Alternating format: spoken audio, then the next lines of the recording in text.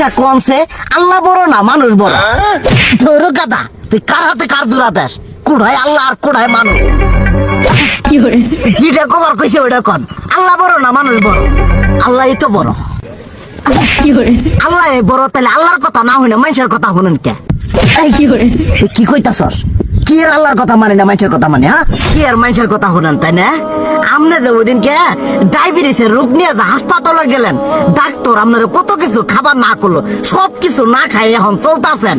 তাহলে আল্লাহ যে আপনারে কইছে যে হারাম খাবার না, সুদ খাবার না, কই আপনি তো কাম কাজ বাদ দিয়ে এলাকার মধ্যে টাকা পয়সা না গায়ে খালি ওইলে দিয়েই খান। নিজেরা টিয়াও হালাল ভাবে কামাই করেন না, ওই সুদ তো না কটা টিয়া করে লাভ আহে ওইলে দিয়ে দিয়ে চলেন আর পেটা বড় বানাইছেন।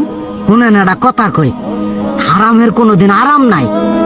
হালাল পথে রুজি রোজগার করেন, প্রয়োজনে এরা বেলা কম খায়েন, তাও শরীর পিণ্ড ভালো থাকবো, কোনো রোগ বেদ হবো না, আরামও পাবেন, আল্লাহও খুশি থাকবো। তুই আমার এইভাবে বুঝাবি আগে কইলি না কে? আসলে এই বিষয়টা তো আমি কখনো মাথায় এইভাবে নিইনি যে আমাদের কখনো ডাক্তার নিষেধ করলে ঠিকই আমরা নিষেধ মানি, কিন্তু উপর আলাদা কত কিছু নিষেধ করে দিয়ে সেটা মানি না।